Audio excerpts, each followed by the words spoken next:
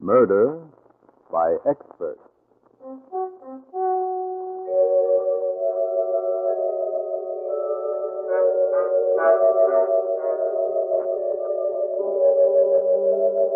The Mutual Broadcasting System presents Murder by Expert, with your host and narrator, Mr. John Dixon Carr, world-famous mystery novelist whose books have been translated into 17 languages and have sold over 10 million copies, and author of the recently published detective novel, Below Suspicion. Good evening. This is John Dixon Carr. Each week at this time, Murder by Expert brings you a story of crime and mystery which has been chosen for your approval by one of the world's leading detective writers.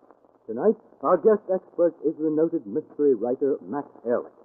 From the thousands of thrillers he has read and enjoyed, Mr. Ehrlich has selected an adventure of that fast-moving, humorous young detective couple, Susan and Johnny Duke, written by Andrew Phillips.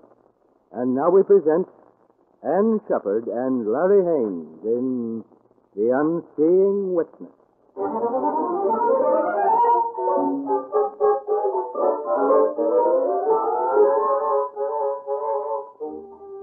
The name's Duke. Johnny Duke. You know, it's a funny thing. In the movies and on the radio, private eyes are always big, handsome, two-fisted guys working day and night on sensational cases, collecting heavy fees and beautiful blondes. Me? I'm 5'7", and if I don't land the first punch, I usually end up on the floor. The cases I get? Well, they're not sensational, and they barely pay expenses, and there's never a beautiful blonde involved. Maybe I shouldn't say that. I'll take that morning last week. I was sitting right here in my office when the door opened, and a dame came in. Yeah, she was a blonde, all right, and beautiful. She stood there for a moment, and we just stared at each other. She crossed to my desk and then slowly and deliberately kissed me. Then she got down to business. Johnny, it's the first of the month. Yeah, I know. We've got $64.23 in the bank. I know, Duchess. Johnny, you'll never guess who I bumped into yesterday. The last person in the world I ever expected. Inspector Ross. Where'd you bump into him, baby? In his office? What a suspicious nature you have. Johnny, I'm sure he'd give you back your job on the force. No, Susan. Can't blame a girl for trying. I know things are tough, Duchess, but I'll... Well, Kay, what are you doing here? Susan, Johnny, you've got to help me. Well, what's wrong, Kate? They've arrested Bill. Bill? What for? Murder. Oh, Susan, I've been going crazy. Bill didn't come home all night. They called me from the police station a half hour ago, but they wouldn't let me talk to All right, them. oh, wait a minute, Kate. Now, one thing at a time. Who's been murdered? Duval. Gracie Duval? The mug who owns the Pelican Club? That's right. Well, why did they think Bill did it? I don't know. When he left the house last night, he said he was going to the Pelican Club. Why? Well, Duval asked Bill to handle a lawsuit for him last month. Oh. Didn't he know Duval was a mobster? Yes, and that's why I wanted him to get out of it. Well, didn't he? But that's why he went there last night. But he didn't come back. Oh, Johnny, what'll I do? What'll I do? All right. Now get hold of yourself, Kate. It's one thing to bring a murder charge and another to make it stick. Now, you just sit tight. I want to get to the Pelican Club before the cops and Inspector Ross, in particular, mess up the evidence.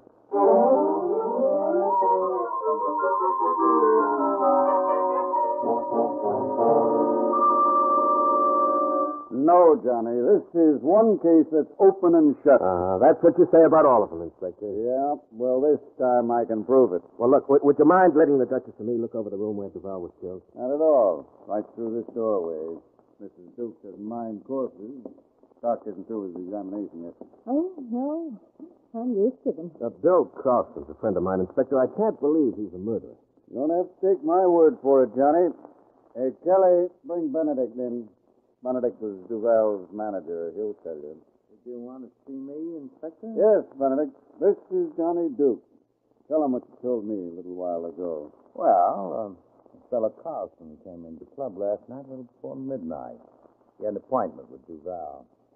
I showed him in here, and I left the club. This morning, when I knocked on the door, it was unlocked by Carlson. Duval was lying on the floor, dead. Get that, Johnny? Carlson was here all night. Doc, you finished looking at the body? Yes. Preliminary examination shows that death occurred between 4 and 6 in the morning. It was caused by suffocation. You mean Duval was strangled, Doctor? No, there are no bruises on the throat. Apparently he was smothered. An autopsy will give us the answer. I'll have it for you in 24 hours or so, Inspector. I'm a little busy. That's all right, Doc. No rush. Couldn't someone else have come into the office during the night and smothered Duval? Nope, that's impossible. Johnny, take a look at the lock on this door. It can't be opened from the hall, right? Yeah, that's right. What's in the next room? That was Duval's bedroom. There's one window in here and one in there. Neither of them's been opened. A dust test proves that. Now, you tell me how anyone could have gotten in here last night. Go on, darling. Tell him. I'm afraid I can't. Of course you can't. May I go now, Inspector? Just a minute, Benedict. These empty champagne bottles in the wine buckets and these 2 glasses, when were they served? Oh, yeah, just before I left last night, I had one of our men bring them up. Then you weren't the last man to see Duval last night? Well, not exactly. Well, you've got a short memory, fortunately. You get the man who served it. I assure you, he doesn't know anything about it. Go ahead, do as Mr. Duke says. All right. Just a moment.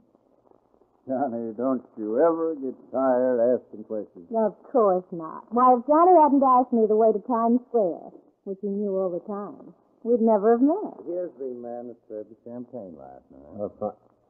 Well, if it isn't Melvin. Johnny Duke. Johnny! Well, how are you, Melvin? Say, where have you been since I last saw you? Well, I found myself up against the gun for trying to fit the mitten through a 5 yards of Sleepy Hollow. Yeah. What did he say, dear? Oh, he says he just served 5 years at the state prison in Trenton. Oh. Oh, Melvin, this is my wife, Susan. Duchess, this is Melvin Maloney, better known as Melvin the Muscle. Hey, she's quite a twist and a twirl. Oh, Johnny, why don't you ever say things like that to me? Melvin, I understand you were the one who served this champagne last night. Yes, that's right. Well, tell me, what happened? Nothing. Mr. Benedict hands it to me. I takes and knocks on the door. The valve opens up, grabs the bottle of sparkle, and shuts the door. I hear him lock it. What else do you know? Well, that's all, Johnny, honest. I wouldn't hold out on you. Well, Johnny, what do you say now? Well, I'm not going to say anything, Inspector, until I hear Carlson's story.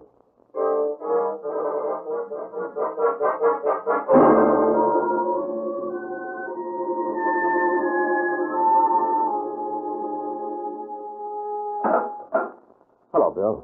Johnny. Susan, how did you know? Kay told us. Where is she? Is she all right? She was nearly out of her mind when she came to the office this morning. She must have been poor kid. They wouldn't let me talk to her. Said they'd call her. Bill, did you kill Duval? I never wanted to kill anybody in my life. Did you kill him, Bill? I don't know. All right, I'm here to help you if I can. Now, tell me what happened. Well, I was working on a lawsuit for Duval. Yeah, I know about that. What happened when you went to the Pelican last night? Well, Duval was waiting for me in his office. I told him I was going to quit. Handed him the papers I'd been working on and gave him my bill. Then what happened? Well, he tried to talk me into staying on. While we were arguing, someone knocked on the door and brought in a couple of buckets of champagne. We started to drink, and Duval got mean. Yeah. Finally, he took a poke at me. He missed. So I clipped him on the chin and I knocked him out. Well, what happened next? I don't remember anymore. I must have gone into the next room and passed out. And no one came in during the night? I don't know. I told you I passed out. Well, when did you come to? This morning. Someone knocked on the office door. I got up and unlocked it. The key was on the inside? Yes. When I opened the door, Benedict was standing there, and Duval was sprawled on the floor, dead. Is that all you can tell me, Bill? That's all I know. How do you think it looks, Johnny? Well, trouble is, you haven't told me anything that breaks down the case against you. No, we'll find a way. So long, Bill. So long, Johnny. Thanks. Goodbye, Bill. Well, darling, what are you going to do? To help him out, I mean. I don't know, Duchess. The best thing to do is to go home and sleep over it. If Bill didn't do it, then it's the perfect murder.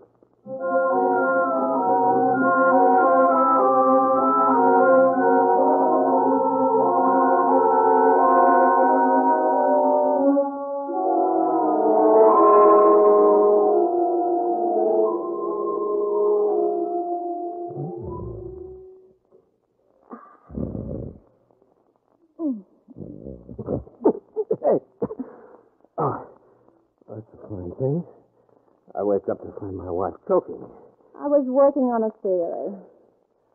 Well, it doesn't work. Well, I'm grateful for that. Now go to sleep. I can't sleep. I keep thinking of poor Kay and Bill. I'm glad I asked her to stay with us. Yeah, so am I. Now, Duchess, it's after 2. Huh. I can remember when you used to do everything under the moon to keep me out until 2 o'clock. Engine trouble, out of gas, flat tires, emotion of the battery. Darling, you never did explain to me what emotion of the battery is. Oh, there ain't no such animal, baby. Ah. Then you just made it up to keep me out. Oh, did I know what would come of it? Now go to sleep, please, Duchess. I can't. Oh, great. Who can that be? All right. Stay where you are, Duchess. I'll get it. All right, take it easy. Can't you see I'm coming? Johnny, let me in. Melvin, why are you shaking so? Johnny. Come on into the living room. Thanks. Hello, Mr. Duke. I'm sorry to question you. Is that a new dance you're doing, Melvin? My knife. You're on the loose. All right. Now stand still for just a second, Johnny, Melvin. who was at the door? Okay, this is Melvin. Melvin, this is Kate I'm Crow. happy to meet you. Yes, mutual. All right, now, what happened?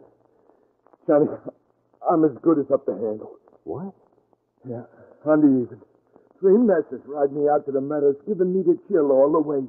The cross was on me, and they was doing the salt. Johnny, what's he saying? I see 3... Oh, 3 men took Melvin for a ride, but he managed to escape. Goodness. He has nice friends. I mean, it's the truth. Melvin, who's putting the finger on you? The big payoff. Oh, now, wait a minute. How could the Val put you on the spot when he's dead? You're guffing it wrong. The vow is the dressing. The payoff is Benedict. Benedict? Johnny. Melvin said the Val was only the front for the Pelican outfit. The real brain is Benedict. Well, maybe Benedict had something to do with Duval's murder. Now, it's an angle case. Now, why would Benedict want you out of the way, Melvin? From nothing. I'm getting the toss around. A short kind like me don't cut the score with him. I'm cracking a straight line to clock around, so why the planting, I ask? Darling, translation. Melvin said he can't understand why Benedict wants him out of the way. He hasn't talked. Well, even if he did, who could understand him? Melvin, are you sure you've told Papa everything? Now, would I slip a fly G like you to Rowdy at a time like this? Melvin, this morning Benedict forgot all about the champagne in the office. Then he didn't want to tell me who brought it there. Now, why? I don't know. You can put me to bed with a shovel if I'm holding. Yeah, I know, Melvin. Well, maybe your being taken for a ride has a connection with the murder. Johnny, maybe Melvin knows something, only he doesn't realize it. Of course. And Benedict is scared he might wake up to it, so he sends him for a ride. Yeah, that might be it. I tell you what, Melvin, you're staying here until you remember what Benedict doesn't want known. Well, I already told you everything I know, honest. Melvin, what you need is to be psychoanalyzed. Huh? And I'm just the one to do it. Let me question him, Johnny. Well, nothing else seems to work. What do you say, Melvin? Anything you say, Johnny. You and the missus is back to back, especially seeing I got the smallpox. The smallpox? He means he's in trouble, baby, and it might be catching. Oh. I hope your insurance policies are in order, dear.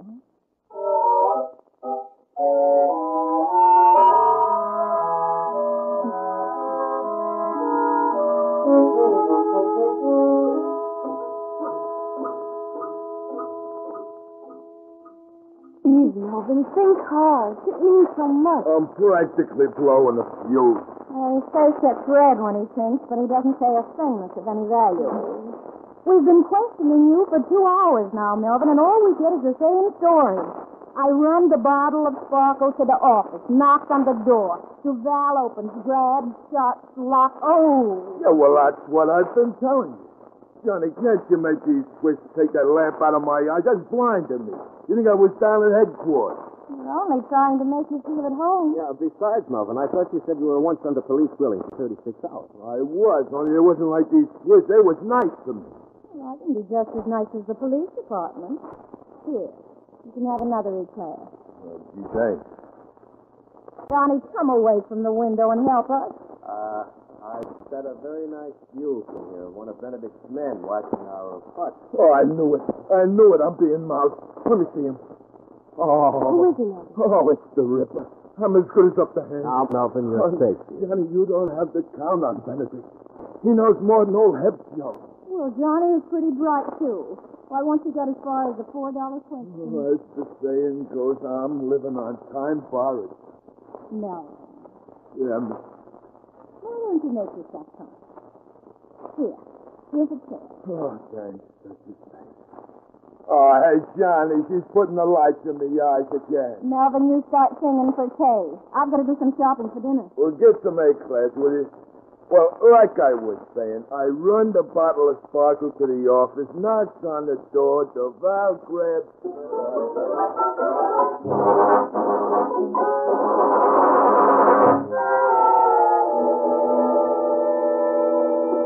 Melvin, are you sure there isn't something you haven't told us? Well, I got a girl in Jersey City. Johnny, come over to the window. The men watching the apartment, they're gone. There you are, at that. You think Benedict has given up trying to get Melvin? Not Benedict. That bloodhound never gives up. Oh, that must be Susan. I'll answer. I wonder why Benedict called his gorillas off. Oh, Good evening. Is Mr. Duke in? right. Johnny, it's him. He's come to plant me. Hello, Benedict. Come on in. Evening, Mr. Duke.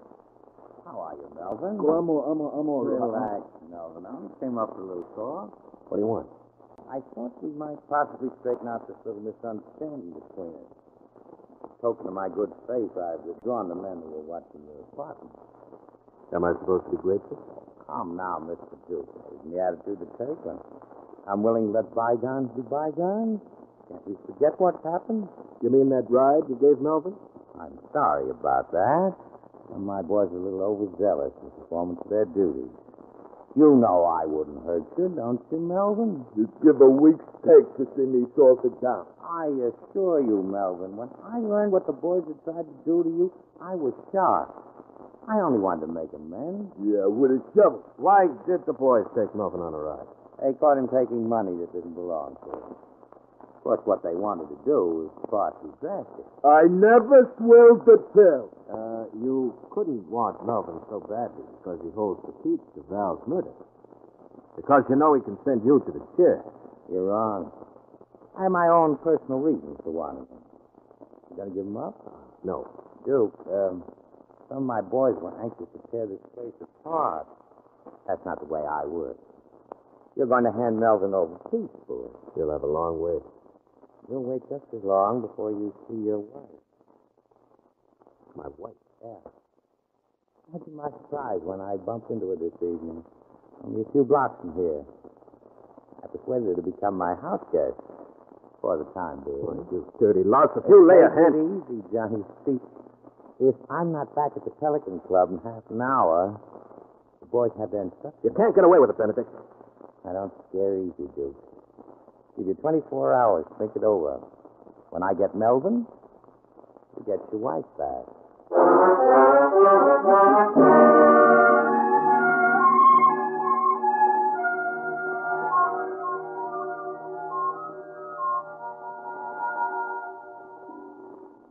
Johnny, what are we going to do? For hours you've been walking the floor, not saying a word. Melvin, you know Benedict. Where's he likely to hide, Susan? Well, he's got a hideout in Westchester. Sure, Johnny, that's it. No. Too obvious. Yeah, but nobody knows about it, Johnny. He's probably counting on my visiting there. If I know Benedict, he'd probably try to outsmart me by keeping her right at the Pelican Club. Yeah, he is full of tricks. Yeah. Melvin, I want you to draw me a layout of the Pelican. I'm paying a visit there. On our list. And, Johnny, you got to take me with you. That place is big and full of rippers, and it's got more ins and outs than I could tell you about. All right, you can come with me. And I'm going to. No. Okay, there'll probably be trouble and plenty of it. Johnny, please, don't make me stay here by myself. I go crazy. Please, Johnny, please. All right. Come on. You can keep the motor running for a quick getaway. Let's go.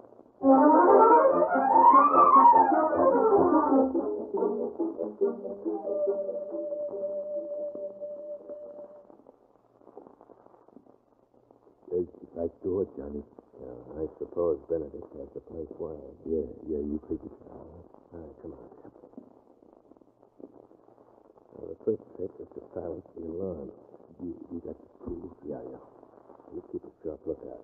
Probably got a couple of the boys on the outside. I'm watching, Johnny. I'm watching. You getting it? Yeah. A little more. Johnny, here comes one of the boys. Let's flatten against the wall. I'll take him. Hey, Walter! proud of them, Johnny. Yeah, sure. I went to Miss Perkins finishing school. Now tie him up while I finish breaking the alarm. I'll take care of him like he was a pill. He's one of the rippers that took me on the picnic.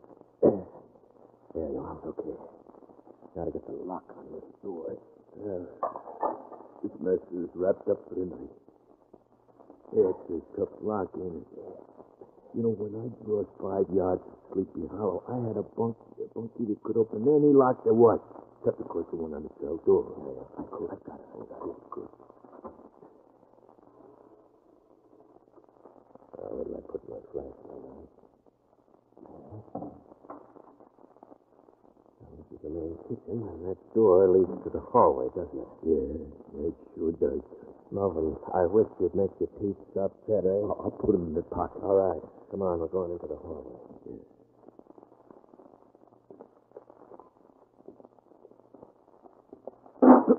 What was that? I kicked something. Let's see what it was. Oh, a wine bucket. Yeah, but I didn't spill nothing. It was empty. Yeah, empty. Let's see. That's funny. You know, come to think of it, the ones into Val's office were empty, too. I don't follow you, Jeff. Melvin, when we were into Val's office with the inspector, I remember distinctly those wine buckets being dry. So what? Wasn't there ice in the buckets when you served the champagne? Sure there was. What happened to the water? What water? Look, Melvin, when ice melts, there's always water. Yeah. Yet the morning the murder was discovered, those 2 buckets were dry. Oh, it was dry. Well, it was dry ice. Now, don't be funny. No, on the level. Dry ice. Why dry ice? Well, when Benedict gives me the bucket with the champagne in it, he says we ain't got no regular ice. Oh. Yeah. Dry ice would just evaporate, leaving no trace behind. Yeah? Now, that would account for the bucket being empty and dry. No, then I've got the answer. Yeah? Well, tell it to me, but slow. Yeah, later. First, we've got to find the Duchess. Now, come on. There's the door to the hallway. Now, walk lightly. I'm practically floating. Now, look, some light shone under that door further down the hall. That's where the mob hangs out. Let's have a look. Oh, they're in there, all right. Through these, what those past the toughest rippers you ever laid a peep on. Transfer's open. Now, give me that chair, Melvin, so I can take a look. Okay. Yeah, good. Here we go. Yeah, it's thin. Okay, I'll see you and raise the door bucket. What do you say to that, Bert? Don't think you can scare me out, Bugsy. I'll see you. Full house. Full of time. Half yourself. Look at him and weep. First floor, and in space. How do you like that? You're human, I tell you. Bugsy, dear, you're $5 shy. Who said? I said. Can't ask polite, right? Here. That's better. And, Mike, you can return that ace you just slipped into your pocket. You accusing me of cheating? Listen, you big gorilla. If you don't return that card, I'll bust you one right in the kisser. I hate to be intimidated. I'm going to count these cards, and if I find only 51, Mike, you'll be sorry. 1, 2, 3, 4, 5, Well, what do you 6. know? Here's an ace on the floor. Now, isn't that strange? And right by your chair, too. It's my deal, and I suggest you boys dig up a little more coin of the realm. Like the Hey, what goes? It sounds from here like a card game, Johnny. She's in there, all right. And when I think of the way she made me promise never to play poker. Hey, listen, Johnny, listen. Them messes are easy with the lead. How are you going to spring her? Well, I'm going to yell to her to hit the floor, then I'll shoot out the lights. While those gorillas are throwing it around, I'll pull her out. Johnny, someone's coming this way. If he lets out a peep, it's up the handle for us. All right, I'm going to meet him. Is that you, Mike? Oh, why aren't there some lights on? Oh, let go like that. Oh. Did you get him, Johnny? Yeah, it's Benedict. He's out cold. Sling him over your shoulder, Melvin, and take him out to the curb. I'll get the Duchess. Johnny, it's too risky alone. Come on, now, here's Benedict. Go ahead, do it. Okay. But look out for them guys when they turn on the heat. Yeah, don't worry, I will. What do you say? I'll stay with it, too. Here's the thing. No danger's helping me out. I'm playing along. I wish the boss would show up before she cleans me out. I'll see you, boys. I'm ready for your sober. Susan, hit the floor. Somebody turn out the lights! How much did Johnny do? I think I got it. Hold on. I got you, Duchess. Come on. What do you want to do? Come on before I ring your neck. Hold on. In the door. I got him. Oh, it's me. I got him by the leg. All right, wait. Hold on there. This way, Pierre, not the back. Johnny, I think they're coming after us. Kay has the car ready for a fast getaway. All right, hit the back door. Now, this way. Come on, Johnny. Get going, Kay. All right. Susan, you all right? Yeah. I'm just out of breath. Johnny Melvin said you solved the murder. Yeah. Look where you're driving, Car. Kay. Oh. You can take us to headquarters. We're going to exchange Benedict for Bill. Johnny, how did Benedict kill Duval? With dry ice, baby? Dry ice. Uh-huh. You see, the champagne buckets Melvin delivered to Duval were full of it. After Bill knocked Duval out and went into the bedroom, the dry ice evaporated into carbon dioxide, see?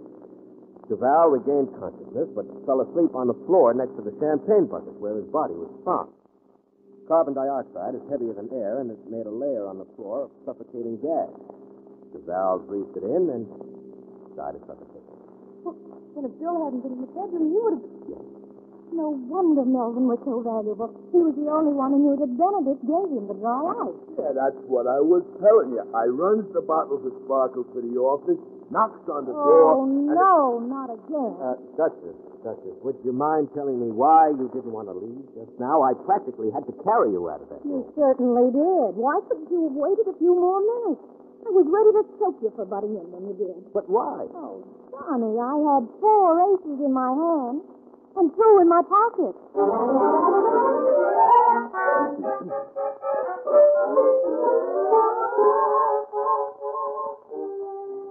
Well, we turned Benedict over to Inspector Ross, and he very reluctantly released Bill Crofton. The inspector's a man who hates to be proven wrong. Kay and Bill thanked me, and they did it so nicely I didn't have the heart to ask them for a fee. Fortunately, the Duchess still had clutched in her hand $260 of the money she'd won playing poker. Well, after giving her a lecture on the evils of gambling, I took the money and paid our bill. And that concluded the case of the Unseeing witness. The moral? Well, as the Duchess said... 2 extra aces never hurt.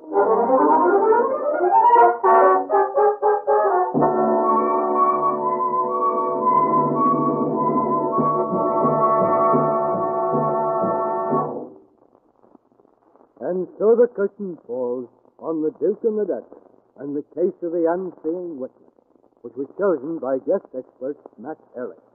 Mr. Ehrlich is author of the newly published novel, The Big Eye.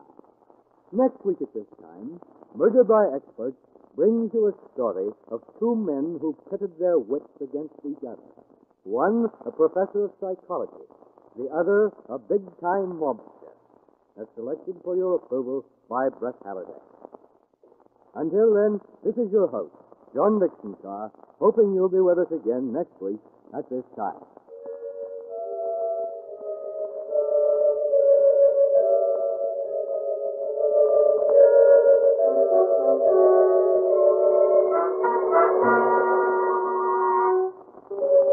The Unseeing Witness was written by Andrew Phillips. In the cast were Larry Haynes, Ann Shepard, Bill Zuckert, Joyce Gordon, Kermit Murdoch, Lawson Zerby, and Roger DeCoven. Music is under the direction of Emerson Buckley and was composed by Richard DuPage. Murder by Experts is produced and directed by Robert A. Arthur and David Cogan. Russ Dunbar speaking. This is the world's largest network serving more than 500 radio stations, the Mutual Broadcasting System.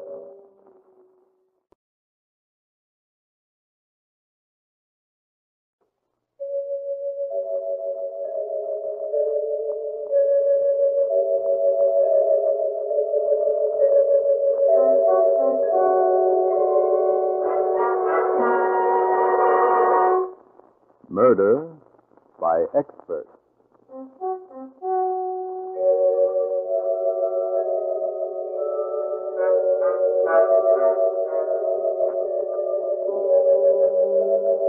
The Mutual Broadcasting System presents Murder by Experts, with with your host and narrator, Mr. John Dixon Carr, world-famous mystery novelist whose books have been translated into 17 languages and have sold over 10 million copies, and author of the recently published detective novel, Below Suspicion. Good evening. This is John Dixon Carr. Each week at this time, Murder by Experts brings you a story of crime and mystery which has been chosen for your approval by one of the world's leading detective writers. Tonight, our guest expert is the noted mystery writer Max Ehrlich. From the thousands of thrillers he has read and enjoyed, Mr. Ehrlich has selected an adventure of that fast-moving, humorous young detective couple, Susan and Johnny Duke, written by Andrew Phillips.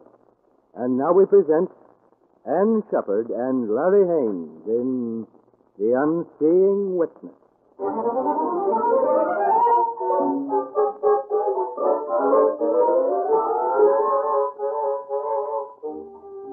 The name's Duke.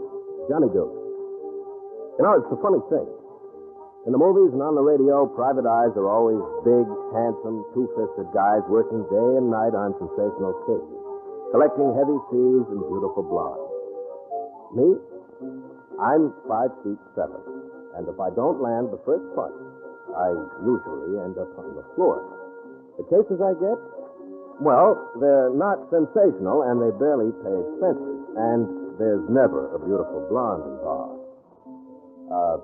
Maybe I shouldn't say that. Take that morning last week. I was sitting right here in my office when the door opened, and a dame came in. Yeah, she was a blonde, all right, and beautiful. She stood there for a moment, and we just stared at each other. She crossed to my desk and then slowly and deliberately kissed me. Then she got down to business. Johnny, it's the first of the month. Yeah, I know. We've got $64.23 in the bank. I know, Duchess. Johnny, you'll never guess who I bumped into yesterday. The last person in the world I ever expected. Inspector Ross. Where'd you bump into him, baby? In his office? What a suspicious nature you have. Johnny, I'm sure